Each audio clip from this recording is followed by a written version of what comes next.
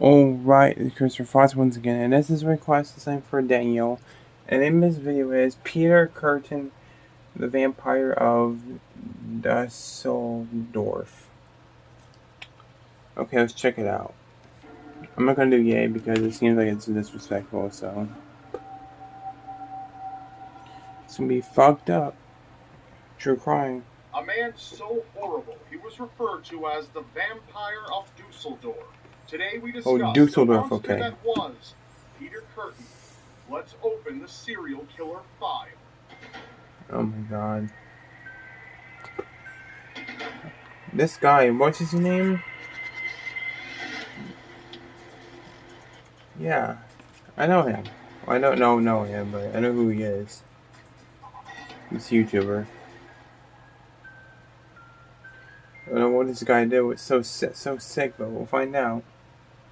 Peter was born in Germany in 1883 to a large Not a brightness on this family shit. tormented by a sick, twisted father. Peter lived with 12 other members of his family, all within what amounted to be a single room. Peter's father was a brutal alcoholic and scarred all of his children in unimaginable ways. Peter's father would have the children assemble and force his mother to strip and engage in sex in front of the children. Whoa, what but the he molested Peter's sisters and even ended up being in prison for attempting to rape one of them when Peter was 16. Megan, Peter I need you for this. from his father, which Alright, would explain I need you for this Peter video. began molesting his sisters, but No. that was only the beginning. Peter came into contact with a sadistic dog catcher that happened to live in the same building. This dog catcher introduced Peter to the joys of torturing animals and coerced him into acts of bestiality with the dogs he had. Oh my Peter god. had developed a taste for violence, and very quickly at that. However, animals wouldn't suffice forever. At the age of 9, Peter committed his first murders. While swimming with 2 boys on a river, he shoved one of them beneath the raft they were on. When the other boy disgusting jumped human in being. to help the boy, Peter forced him underneath as well, where both boys drowned. The incident was seen by police as an accident. By the age of 12, Peter had moved with his family to That ain't no Dusseldorf. fucking accident. He took his lessons with him, often trying to have sex with his sisters and other various schoolgirls. At the age of 13, Peter began engaging in sexual acts with sheep, pigs, and goats.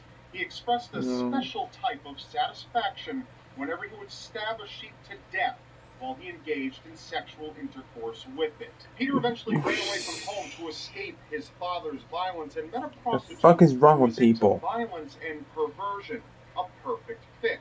This would become the nature of his relationships. He was even known to date prostitutes that were twice his age. Peter claimed his first adult murder in 1899 in a park, strangling the woman to death while he had sex with her.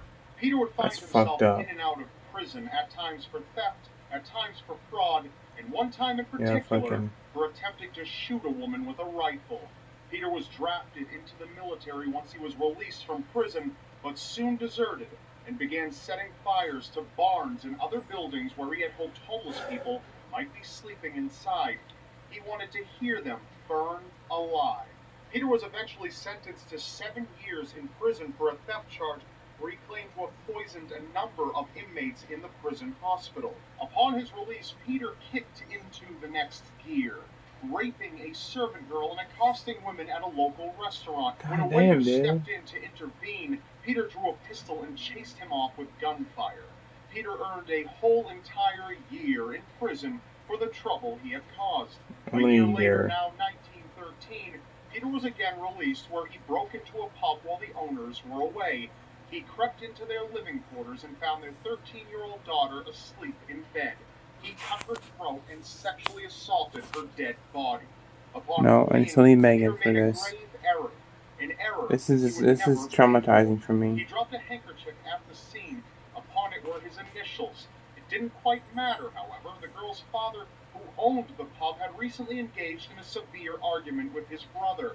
His brother swore to do something he would never forget. Police suspected the pub owner's brother. The owner's name was Peter Klein, the same initials as the true killer. Peter followed the court proceedings and laughed. But Peter's terror was just getting started. Peter was more than capable of stepping outside of his desired demographic for murder.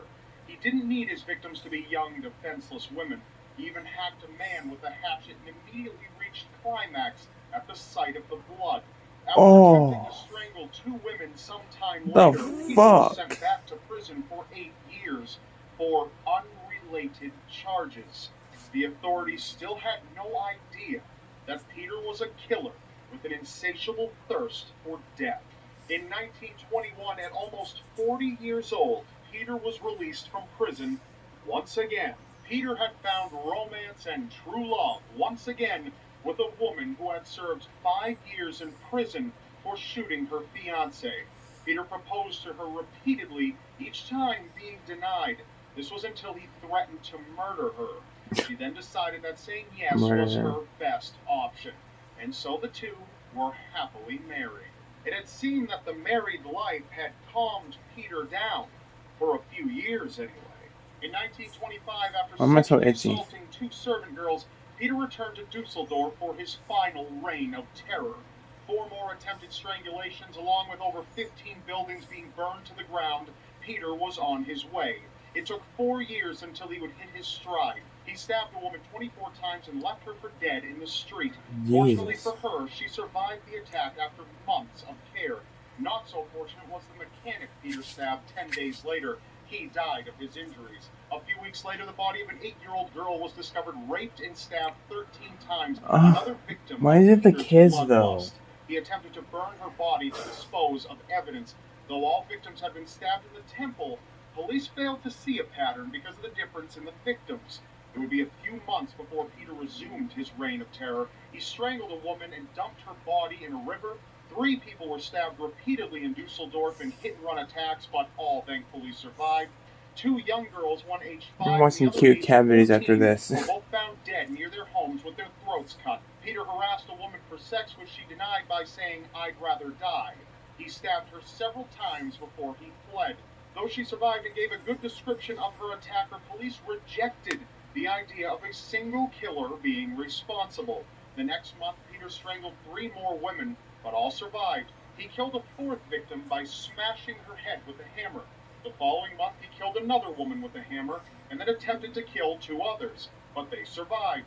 Peter strangled and stabbed a 5-year-old girl 37 times until she died.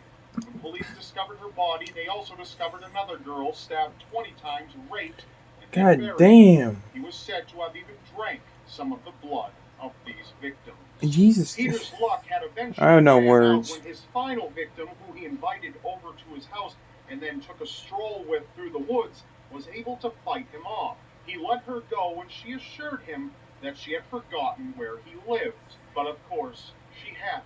She brought police right to Peter's location and he was arrested. He openly confessed and, in court, claimed insanity. The defense was rejected. The jury only took 90 minutes to decide Peter was guilty. He was sentenced to die by the blade of the guillotine. He informed a psychiatrist that his greatest thrill, better than any murder, would be to hear his own blood splatter all over the ground as his head was severed. He lost his head on July 2nd, 1931, with a smile on his face.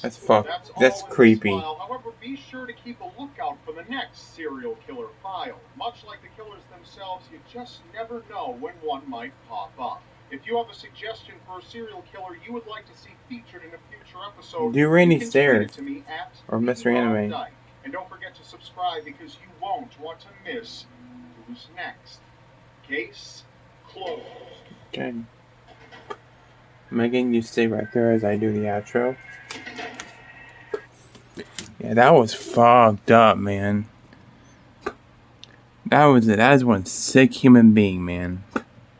Of course, back in the day, I mean, your execution was just getting your head chopped off.